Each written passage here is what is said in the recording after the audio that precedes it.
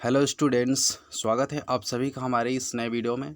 अभी इस नए वीडियो में हम पढ़ने वाले हैं बिहार विद्यालय परीक्षा समिति यानी कि बिहार बोर्ड के द्वारा निर्धारित जो क्लास 12th है यानी कि 12वीं कक्षा, उसमें जो 100 मार्क्स इंग्लिश का बुक है रेनबो बुक, उसमें से जो चैप्टर नंबर 3 है वो है अ पिंच ऑफ स्नफ यानी कि एक चुटकी सूंघनी, जो आपका थर्ड चैप्टर है जिसके राइटर हैं आपके मनोहर मालवंकर। मतलब जो तीसरा स्टोरी है, तीसरा चैप्टर है अ पिंच ऑफ स्नफ यानी कि एक चुटकी सूंघनी। ये बेसिकली स्नफ एक तरीके का नशा है जो लोग चुटकी में लेकर अपने हाथों पे लेकर सूंघते हैं और जिनसे उन्हें नशा होती है, एक तरीके का नशा है। ये स्टोरी को लिखने वाले हैं मनोहर मालवंकर। हालांकि इस स्टोरी को इससे पहले वाले वीडियो में हम लोग पढ़ चुके हैं, इसका समरी और एक्सप्लेनेशन को अच्छे तरीके से हम लोग देखे हुए हैं। और अभी इस वीडियो में हम करने वाले क्या हैं, इसी चैप्टर का जो ऑब्जेक्टिव क्वेश्चंस है उसी चीज़ को करने वाले हम लोग। जैसा कि आपके बिहार बोर्ड के एग्ज़ाम्स में होता क्या है ना कि आधा यानी कि 50 मार्क्स का ऑब्जेक्टिव क्वेश्चंस यानी एक एक नंबर वाला क्वेश्चन आएगा, उसी को ध्यान में रखते हुए आपको ऑब्जेक्टिव क्वेश्चंस हर किसी चैप्टर का प्रोवाइड कराया जाता है। तो उसी के आधार पर आपको ये कंटिन्यू किया हुआ है। ठीक है, तो चलिए हम स्टार्ट करते हैं इसे। चलिए, और उस सबसे पहले मैं आपसे डिस्कस कर लूँ कि ये ऑब्जेक्टिव क्वेश्चंस आपके एग्ज़ाम मतलब एग्जामिनेशन पैटर्न को देखते हुए, ध्यान में रखते हुए उसको मतलब अपलोड किया हुआ है, बनाया हुआ है। तो इसको पूरा अंत तक देखिएगा। लेकिन उससे पहले मैं आपसे बात कर लूँ कि अगर आप 1-2 मिनट में जाने वाले हैं, स्किप करके जाने वाले हैं, तो आपसे यही रिक्वेस्ट है कि अभी आप चले जाइए। जब आपके पास पूरा समय मिलेगा ना, तब वापस आकर इस वीडियो को पूरा अंत तक देखिएगा ताकि आपको कुछ बेनिफिट हो। ठीक है, चलिए स्टार्ट करते हैं। सबसे पहला क्वेश्चन है क्या कि when was Manohar Malvankar born, Manohar Malvankar का जन्म कब हुआ था। जी हाँ, जैसे स्टोरी आपका है अ पिंच ऑफ स्नफ, इसके राइटर हैं मनोहर मालवंकर। और सबसे पहला क्वेश्चन यही पूछा है कि मनोहर मालवंकर का जन्म कब हुआ था। तो अगर आपने स्टोरी को अच्छे से पढ़ा है तो आपको पता होगा। पहला ए नंबर ऑप्शन है 1917, बी नंबर है 1916, सी नंबर है 1912, डी नंबर है 1913। इनमें से ऑप्शन कौन सा सही होगा। यस, ऑफकोर्स सही होगा आपका ऑप्शन नंबर डी यानी कि 1913। मनोहर मालवंकर जी का जन्म हुआ था 1913 में। ठीक है, ओके, नेक्स्ट आगे बढ़ते हैं हम। क्वेश्चन नंबर 2 आपका है कि the narrator of story a pinch of snuff was on probation. मतलब जो नरेटर हैं ये स्टोरी के यानी कि अ पिंच ऑफ स्नफ के जो नरेटर हैं, उनका नौकरी था, उनका जॉब था। किस तरीके का जॉब था, यानी कि वो मंत्री थे, वो सेक्रेटरी थे, या अंडर सेक्रेटरी थे, या नोवेलिस्ट थे, उनमें से क्या थे। तो जैसा कि स्टोरी आपको लीड किया हुआ है, तो नरेटर जो थे ना वो एक अंडर सेक्रेटरी थे। ऑप्शन नंबर आपका सी नंबर सही होगा। ध्यान में रखिएगा आप, क्योंकि इस ऑब्जेक्टिव क्वेश्चंस में से पक्के तौर से आपको एग्जामिनेशन में आने वाले हैं। अगर आप करते हैं तो आपको किसी भी तरीके का परेशानी नहीं रहेगा। चलिए अगला क्वेश्चन देखेंगे हम। थर्ड नंबर क्वेश्चन दिया है कि who was coming to visit the narrator's family. Who was coming to visit the narrator's family यानी कि नरेटर के घर पे घूमने के लिए कौन आ रहे हैं। ऑप्शन आपका है रतिराम, मिनिस्टर, नानू काका, नरेटर। फिर समझिए आप कि हु वाज कमिंग, कौन आ रहा था, to visit the narrator's family यानी कि नरेटर के परिवार में घर पे कौन घूमने के लिए आ रहा था। कौन था वो शख्स, वो थे नानू काका। ऑप्शन नंबर आपका सी नंबर सही होगा। ठीक है, ओके, नेक्स्ट अगला क्वेश्चन है।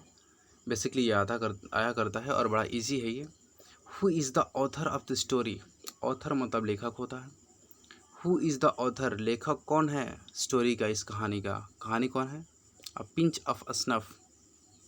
अ पिंच ऑफ स्नफ कहानी का स्टोरी मतलब इसके ऑथर राइटर कौन है। तो इसके राइटर कौन है जी। ए नंबर दिया है विक्रम सेठ, रविंद्रनाथ ठाकुर, मनोहर जोशी, मनोहर मालवंकर। कौन सा सही होगा ऑप्शन। ऑफकोर्स आपका ऑप्शन नंबर डी सही होगा, मनोहर मालवंकर। ठीक है, नेक्स्ट क्वेश्चन है 5 number question. The narrator's mother announces that Nanu Kaka is coming to सी।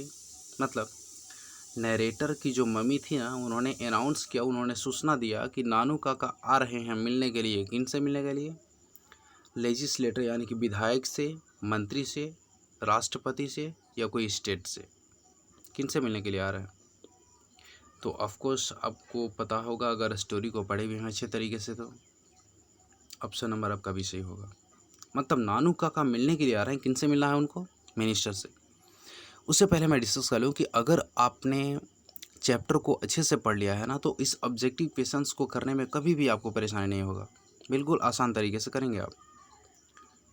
चलिए तो आगे, अगर आपने नहीं देखा है तो पीछे वाला वीडियो ज़रूर देख लीजिएगा आप। इसके जो समरी है और एक्सप्लेनेशन है। चलिए क्वेश्चन नंबर 6 सबसे टॉप में है। Fair was Sohanlal Ratiram the party boss. यानी कि फेयर वाज सोहनलाल रतिराम, यानी कि सोहनलाल रतिराम पार्टी के बॉस थे। किस जगह पर थे? यानी कि मुंबई में पार्टी बॉस थे, दिल्ली में, राजस्थान में, कलकत्ता में। कहाँ पर थे वो? तो ऑफकोर्स थे वो दिल्ली में। सोहनलाल रतिराम पार्टी के बॉस थे, दिल्ली में थे। ठीक है। क्वेश्चन नंबर 7 आपका है कि नानू काका वाज द नरेटर्स। नानू काका नरेटर के क्या थे?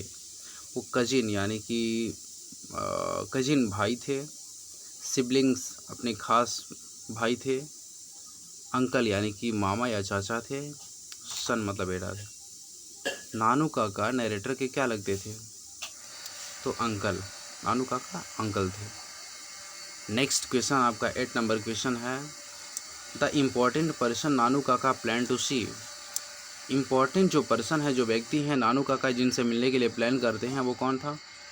एक बिजनेसमैन, के वेलफेयर मिनिस्टर, स्टेट मिनिस्टर और ज़मींदार। किन से मिलना वो चाहते थे? तो वो इम्पॉर्टेंट पर्सन कौन था जिससे नानू काका मिलना चाहते थे? और वो था वेलफेयर मिनिस्टर, कल्याण विभाग का जो मंत्री था, उनसे मिलना चाहते थे। क्वेश्चन नंबर 9 है कि Nanu Kaka introduced himself as the dash of Maharaja of Ninaur. Nanu Kaka अपने आप का परिचय दिए थे क्या, किस तरह कि निनौर के महाराजा का क्या हैं? मीडिएटर अगुआ हैं, पड़ोसी हैं, रिश्तेदार हैं या ज्योतिषी हैं? क्या बताया था उन्होंने? तो नानू काका अपने आप को ये बताए थे कि निनौर के महाराजा के हम एस्ट्रोलॉजर हैं, मतलब ज्योतिषी हैं उनके। ठीक है। चलिए क्वेश्चन नंबर जो 10 है। हु कंसीडर्स टू अवॉइड नानू काका से अराइवल। ऐसा कौन सोचता है कि नानू काका का आगमन अभी नहीं हो? ऐसा कौन सोचता था? ऑफकोर्स नरेटर ही ऐसा सोचते थे कि नानू काका अभी नहीं आया, और उन्होंने टेलीग्राम भेजना चाहते थे कि ताकि वो अब स्टॉप हो जाइए, रुक जाइए, अभी मत आइए आप। ठीक है। चलिए ओके, थैंक यू।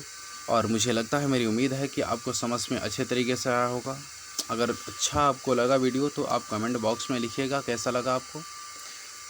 और हाँ, अब तक आपने सब्सक्राइब नहीं किया होगा तो सब्सक्राइब भी कर लीजिए। और ये तो कहने वाली बात है नहीं, अगर वीडियो को अच्छा लगा हो तो लाइक कर दीजिए और दोस्तों के साथ शेयर भी कर दीजिएगा। अगर आप चाहते हैं कि दूसरा कोई चैप्टर अपलोड किया जाए तो कमेंट बॉक्स में ज़रूर लिखिएगा आप। ठीक है। चलिए ओके, थैंक यू।